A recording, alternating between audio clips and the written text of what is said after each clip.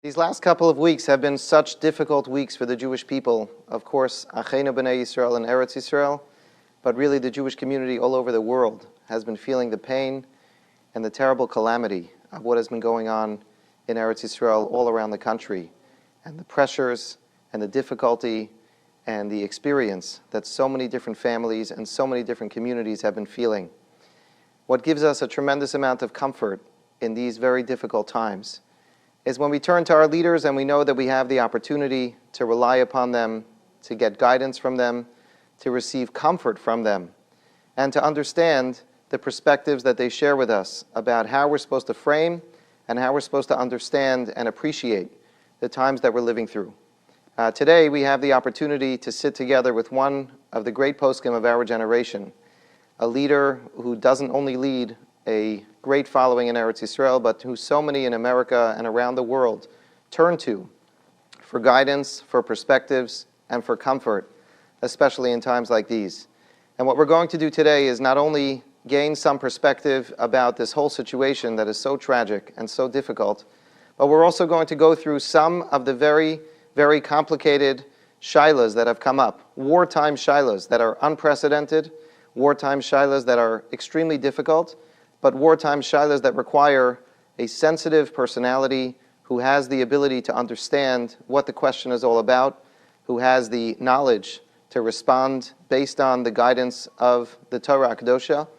And that's a lot of what we're going to talk about today, and we're so grateful that the Rosh Hashiva has given us his time to share his perspectives and to share the experiences that he has had, and to help continue to guide all of us in how we should be feeling and we should be reacting. So the past few weeks since Simchas Torah have indeed been some of the most challenging times we have lived through.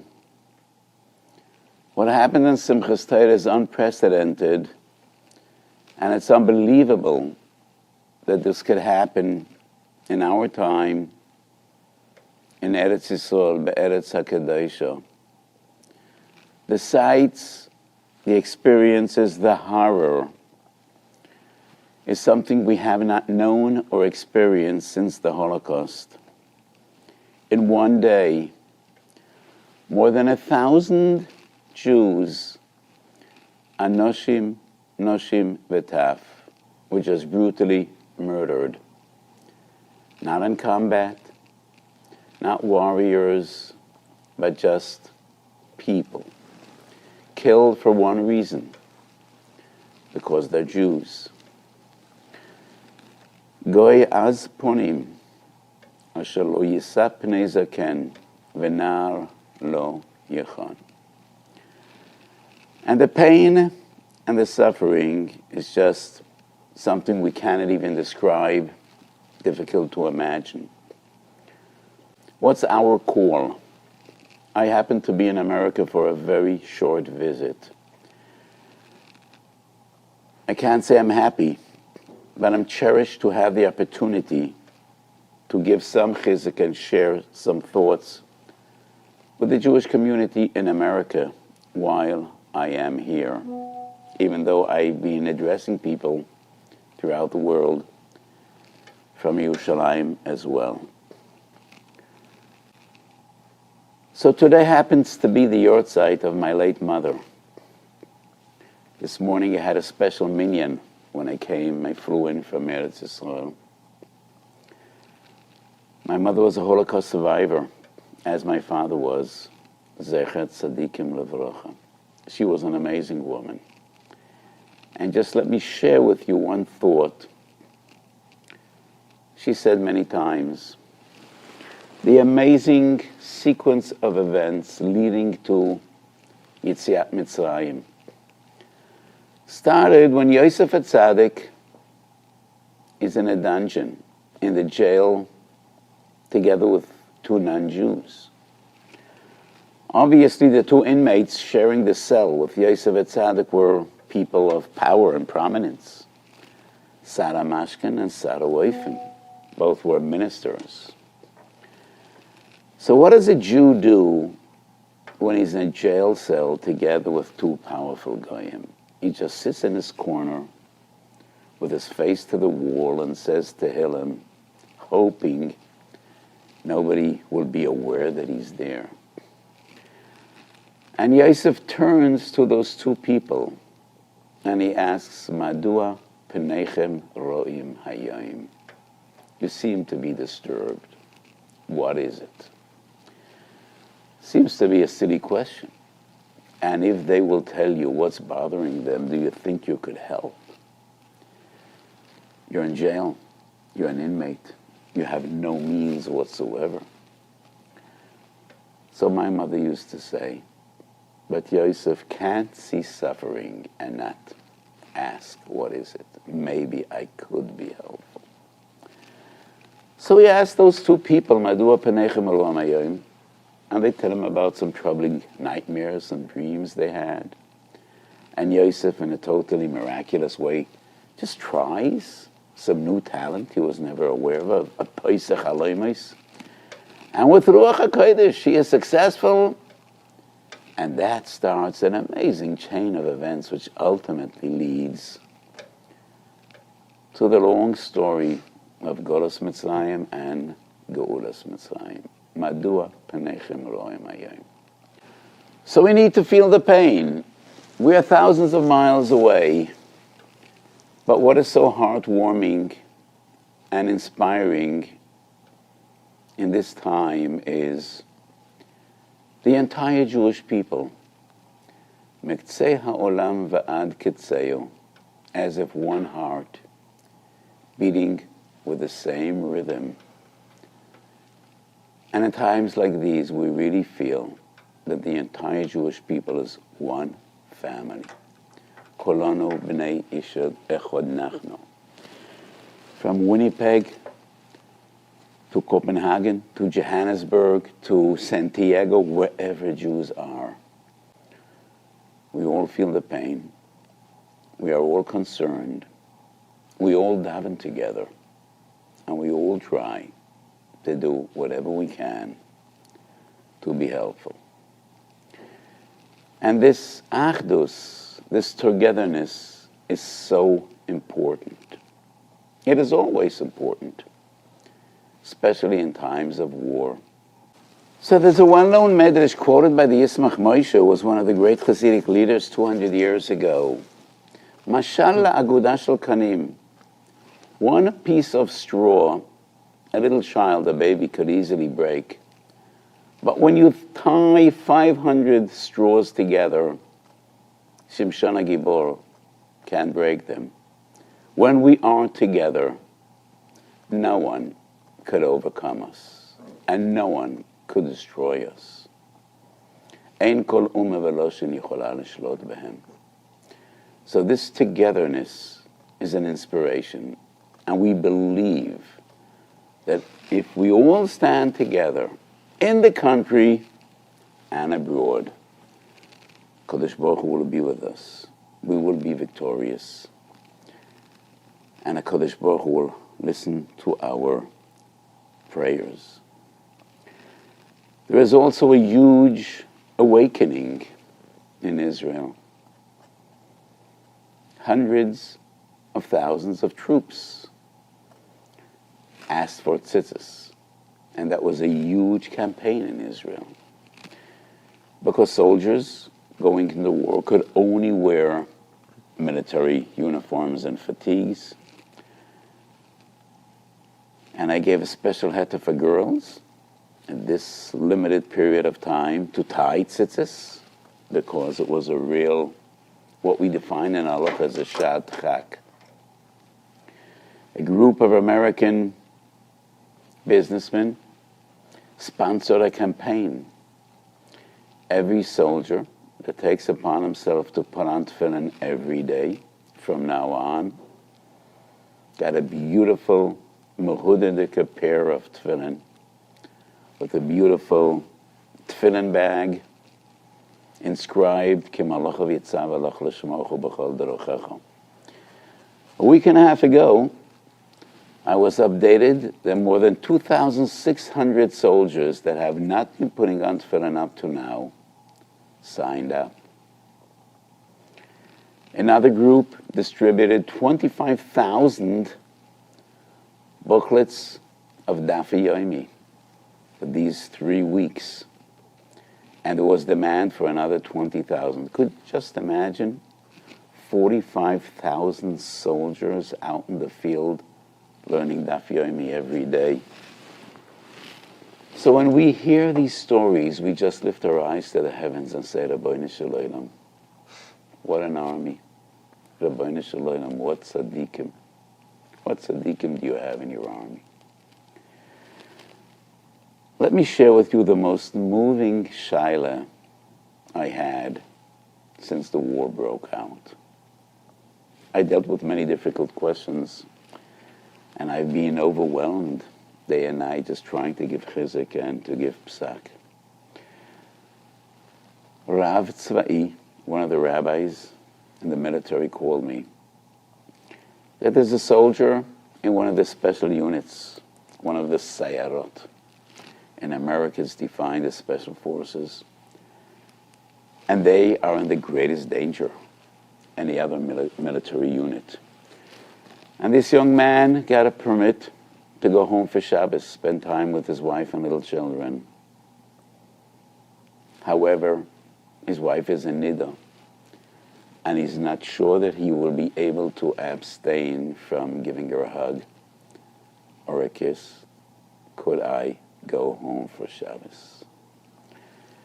Even before I could think and formulate an answer to this question, tears were streaming down my face. I was just so overwhelmed with emotion. Just think about it. This young soldier is not sure he'll ever see his wife again, or his kids. And he's contemplating, could I go home? I might violate an Aveda, which is not the harshest of Avedas. I will leave it up to you to guess what my response was, but sometimes the question is even more important than the answer. And once again, I lift my eyes to the heavens and say, Rabbi Shalom, you need to bring these soldiers back home safely, these tzaddikim. So these are challenging times, and every Jew in the world needs to feel, I'm part of this effort. It's about me, and I could make a difference. The Rambam teaches us in the beginning of Hilchot Ta'aniyot, when tragedy strikes our people, we should never say, it just happened, it's coincidence. We need to believe HaKadosh Baruch Hu is calling out to us. And when tragedy struck Eretz Yisrael on Simchas Torah, the world was shocked. Israel was shocked. I think Hamas was shocked. The best trained army in the world with the most advanced technologies. The fence dividing Israel south from Gaza costed billions of dollars. And the Hamas just tore down that fence with a truck, just trucks riding through the fence. Gliders that could be bought online for $150. How could this happen? Gezerat Shemayim. It happened. For some reason, HaKadosh Baruch Hu decided it needs to happen. We don't understand HaKadosh Baruch Hu's ways. And yes, times like these are a challenge to our emunah, to our bitachon. Not always do we understand HaKadosh Baruch Hu's ways. But we do know it is HaKadosh Baruch Hu calling out to us, Kendalach, come back to me. You need to be better. You need to do tshuva. So Rashi teaches us in Parshas Korach that when there is division and strife and machlokes in Israel, even children pay the price. And in this tragedy, many children were killed. Many children are in custody of the Hamas, and we could just imagine You know what it is for little kids, for children, to be away from dad and mom, from their families? And what it is for the families to know their children are in the hands of barbarians? 21 little children were left Yisayim Ma'av U'Me'em, orphaned from both father and mother. Rashi teaches us that is the punishment for machlekes. So once again, it is so important that we stand together and united. So if we believe that tragedy struck because that is the way HaKadosh Baruch Hu wanted it to be, then we firmly believe then when we rise to the challenge in Ruchnius, it is HaKadosh Baruch Hu that will fight for us. I am a Talmud of the great Kreuzim Rebbe, who was a giant of our time, the Divrei Yatziv. And the Kreuzim Rebbe used to say many times,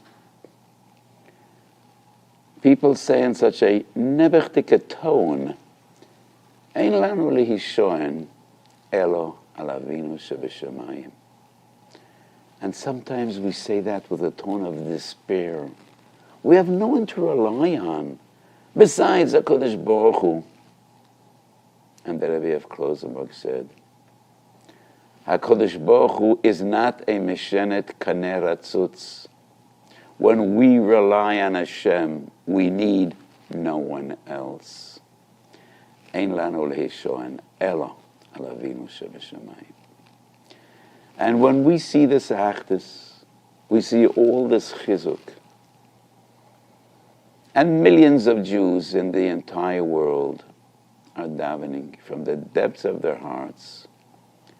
Yes, we firmly believe that HaKadosh Baruch Hu will be on our side.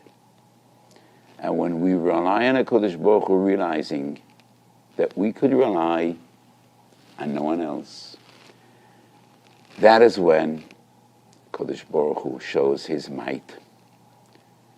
And we all daven, and we all hope HaKadosh Baruch Hu will hear our tefillas. V'tishkoit ha'oretz al bo'am shana. V'notati sholem ba'oretz u'shechavtem ve'ein machrid.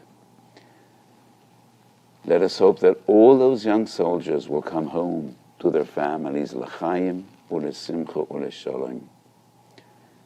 Ve'kol yoshvei eretz ha'kodesh should only know peace and simcha and nachas. And we should be zeicha b'korav to the geula shalema b'mehero v'yomeinu amen. Amen. So I'm sure there are so many different categories of shailos and questions, difficult ones that have come up, ones that maybe the Rav has never even thought about or imagined in the wildest of dreams. Just for most of us who don't have that insight and who don't have that opportunity to appreciate and understand those questions, we're interested to hear for a few minutes what some of them may have been and what the Rav's psak and response was as well. So the questions we are dealing with today, in a way, bring to mind another era that wasn't that long ago. At the height of the COVID pandemic, we also dealt with questions that in normal circumstances would never come up. And after a year of COVID, I published a sefer, which is 650 pages, just dealing with the questions that I dealt with this pandemic. And the questions spanned the entire spectrum of Dalet Chelkei Shulchan Aruch, Orach Chaim, Yoredeya, Even Ezer, and Choshe Mishpat. And once again, we are confronted with questions that in normal circumstances would never come up. And some questions are tragic questions. Many of them dealing with, number one, identifying people that were killed. And because of the huge number of people that were killed, and the fact that it took long to retrieve all those bodies because of the war and because there were terrorists, and the first and most important goal was to save the living before we treat the dead, and just getting all the survivors out of the zone of military activities. And that brought a situation in which it was sometimes extremely difficult to identify the people. And to us, identifying the dead is so important, as everybody could understand, for so many reasons. Not only married men, and we're concerned that their spouses, their wives, should be able to remarry, but kavod hameis. For us, life is forever. And a Jew would always want to know where his relatives are buried, to daven for them, to visit their kever. So for us, identifying the dead means more than for any other people in the world. And we use the most advanced technology, DNA, dental records, and sometimes even simonim that others wouldn't think of. There was one case, and as you could understand, I'm not going to mention any names because this is more confidential than anything else one could think of. But there was a young soldier whose DNA didn't fit the knowledge who he was.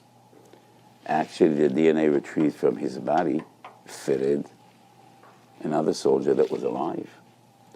And it became obvious that when he gave a blood sample, and every soldier in Israel gives a blood sample before he starts boot training, that if something happens to him, they should be able to identify his body.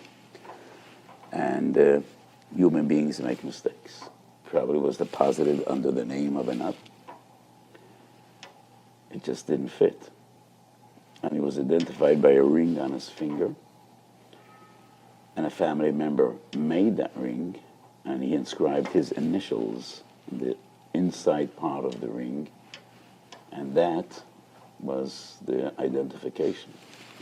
So I won't go into halachic discussions right now regarding the complexity of simonim and the reliability of different simonim. I'm just giving examples of. So every soldier wears what in America is known as a dog tag, which is a diskit with his name. Could we rely on that? Well, there was a very famous case in Israel in which, once again, a soldier was killed, and the diskit he was wearing, the dog tag, was one of his friends that was alive. So it became obvious he was afraid. He lost his tag and was afraid if his commander will say, "Where is your tag?" he will be punished, because if you don't have your dog tag, that is a grave violation. So he asked his friend, just give me yours till this inspection will be over. And then he was sent into combat and he was killed. So the most reliable method of identifying a body is either DNA or dental records, more than external identification. Those are some of the questions. Other questions regarding kavura, avelis, and aninas. Some families were notified about one family member that was identified and buried, and another family member that was identified but not with 100% certainty, and he was to be buried only a day or two later. So avelis and aninas coincide when there's a contradiction. Am I an oinen or an oval? Because aninas and avelis do different halachas, which was an interesting discussion. And some questions regarding kavura. Most of the questions are about hilchos Shabbos.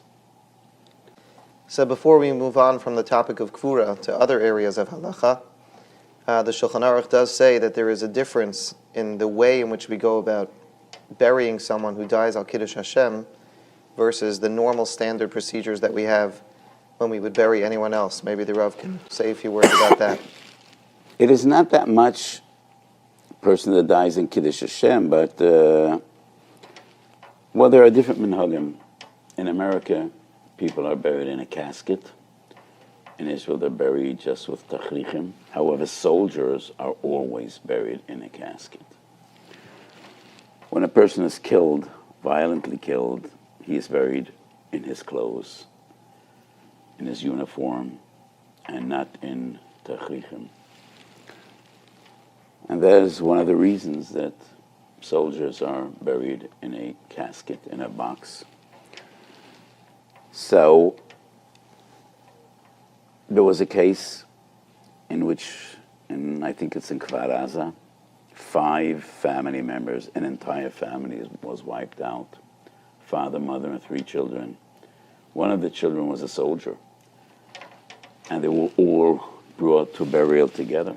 So would one be in a casket and the others on stretchers? Or, because on one hand there's a principle, we're not mishana one mace from the other. So what do we do in a case like this? And the psak was, we buried them all in caskets. They should all be the same. We don't do tahara on a soldier that was killed in battle. So there are differences. And maybe the Rav can explain, why do we not do a tahara? And why do we not bury them in tachrichim? So when a person dies in Kiddush Hashem, he is pure. His body does not need to be purified. And he is pure, and he's a Kodesh, and he goes straight up to Gan Eden. And that's why Tahara is not a necessity. I'm sure there are many areas in Hilchos Shabbos that come up on a constant basis. When you have a soldier going out to war, when you have so many different things that are coming up now, maybe the Rav can share with us some of the questions that were relevant to Hilchos Shabbos that may have been a great challenge over the last couple of weeks. Probably most of the questions, and the biggest challenge is Hilchos Shabbos. Generally speaking, I am deeply involved with the entire security establishment in Israel, whether it's the police force or the army or the Shabak. And many times I say, it has been thousands of years since we actually ran a sovereign kingdom or state. It goes all the way back to the days of David and Shlomo, Melech Yisrael. Even in the days of Bayis Sheni, we didn't run the show. The Romans ran the country, and the Jews had somewhat a limited autonomy over the Jewish quarters, the Jewish community, and the Beis HaMikdash, but we didn't really run a state. So this is a huge halachic challenge. Could we run a modern state with total devotion and adherence to halacha? So when the state of Israel was established, Rav Herzog wrote a sefer, so did Rav Waldenberg. Some of the greatest gedolim dealt with these questions, and Rav Herzog suggested that the police on Shabbos ride on mules. And I wonder, why not horses? I mean, a horse is far faster than a donkey.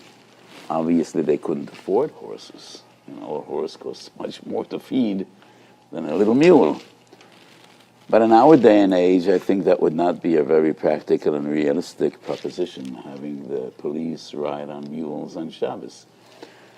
So, Hilchos Shabbos is always a huge challenge for a modern state, but far more so now in this period of war. So, when soldiers are given a permit to go home, for a day, so they go home Erev Shabbos, and they need to come back to the base on Shabbos. That would be a relatively easy psak. Yes, coming back to your base when there is a possibility that you will need to wage war on Shabbos, then yes, that would necessitate Chilul Shabbos. Could you go home to see your wife and kids and see them on Shabbos. That would be far more problematic. So, if we would have an un-Jewish driver to take them home, I would be matir, but I did not find enough basis to be matir chilul Shabbos dioraisa for a soldier to go home and see his family. So we tried to find other solutions. What is a major concern is, and Rabbi Kiva Eger 200 years ago, when he dealt with a cholera epidemic, voiced concern that maybe some of the kulas and heterim that we will give today, and he was doubtful, could we retract after this epidemic will be over? And to me, this was a major concern in this period as well. Not to bring about a situation in which there is no longer any Shabbos. A radio station asked me, could we broadcast on Shabbos? We think that our broadcasting is so important to the morale of the people. Well, there are many radio stations, but we are different. We are more right-wing, and we are more traditional, and we give more religion. So I could find no basis to be lenient having a radio station broadcast on Shabbos. Or some groups were soliciting Christian friends of Israel, raising money. Could we do that on Shabbos? And once again, instinctively we would like everything to run as efficiently as possible, but I did not find a heter to be Machal Shabbos to solicit and raise money for various different needs. So we need to be very careful. On one hand, yes, wherever there is a suffix pikuach nefesh, to have the courage to be lenient, but also to be very, very cautious and not bringing about a situation in which there is no longer any Shabbos. And we also need to have the foresight to understand that when this war will finally be over, and will we be able to just make a stand again and say what was permissible 2 weeks ago might no longer be permissible now. So Shabbos is a major issue. So once again, I don't think in this forum I would like him to go into many details, but I just try to explain the challenge of dealing with Hilchos Shabbos questions in this very special period. How does a posek deal in general with that balance of addressing a question as it comes up and potentially giving a heter, and considering the possibility that later on people are going to make an extension and misappropriate that heter to the wrong situation? This is always a concern, and we can never be 100% confident, where our heterim will be taken. And that is why clarity is so important. When you give a psak, it needs to be clear and precise and presented in a way which people will understand the limitations of the heter and the basis of the heter. And we could only hope that that people will not take it much farther than we meant it to be. So one of the most dramatic international issues that's being discussed now is the concern and the balance of civilian casualties. And of course, as a Jewish army, we worry about not only Jewish life, but we worry about everyone's lives. And the question is the ethics of a milchama. How are we supposed to really make the proper balance for these kinds of very, very difficult decisions that need to be made? This is a very painful question, because there is a total imbalance between the two parties that are waging war. Hamas has total disregard to human life, not only to the life of Jews. They don't care about the lives of their own. And they deliberately use civilians, women and children, and even the ill, to put them in danger and hide behind their backs. Many of the Hamas control and command centers are located under hospitals. And statistically, I'm very careful when I quote things, but I did speak with a very intelligent source, and he said that proportionally there are far more hospitals and hospital beds in Gaza than the population really needs, because the one that needs those hospitals is primarily the Hamas, hiding under the beds. I'm not meaning literally of the ill. So on one side, what the entire world witnessed in Simchas Torah was so shocking, so cruel, so barbaric. It's too painful even to describe. On the other hand, I really believe that Israel is probably maybe the most ethical army in the world. And never would we target civilians intentionally. So in Minchas Asher, there is a discussion about hurting civilians during war. And this essay is unique by the fact that almost all the sources I quoted are from the Tanakh. Because as I mentioned before, we have very few sources in the Gemara or the Mishnah, and definitely in the ocean of a responsa of Shalos Tshuvos dealing with questions of warfare. Because for thousands of years, Jews didn't wage wars. So most of the sources I quoted are from the Tanakh. It is clear in a Safri, Parashas Shoftim, the Safri clearly says, even when fighting the enemy, you need to have mercy. And there are limits to what you could do. So on one hand, the Safri says, when you lay siege to an enemy city, you need to give humanitarian aid. You cannot deny food, water, or cause epidemics to break out. But that is before hostilities start. But when the enemy attacks you, then you destroy the enemy. And it is inevitable that innocent people suffer. Innocent people suffer for the follies of their leaders. And the responsibility rests upon the leaders who dragged them into this tragedy. So Israel is entitled to destroy the enemy. Try to minimize civilian casualties. Yes, that is clear in our sources, and the Rambam and Hilchos Malachim, primarily the Safri, which I quoted in Parashas Shoftim.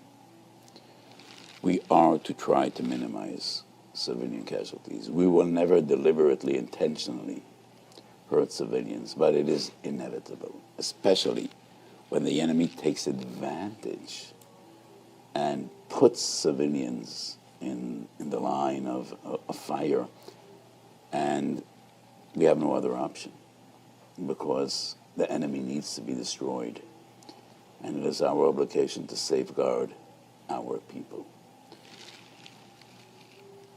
We are pained and hurt to see civilians suffer, but in war, many times it is inevitable.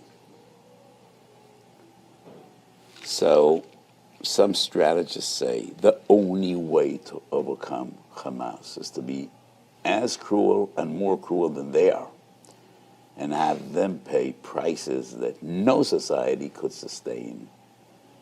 But I don't think Israel can ever do that, because we're Jews. And Jews are never happy to see human suffering. As Jews, we need to care not only for our own, but for others as well. Many times I quote two most important sources that we are to love every human being. Not only to respect, but to love. Not only our own, but others as well.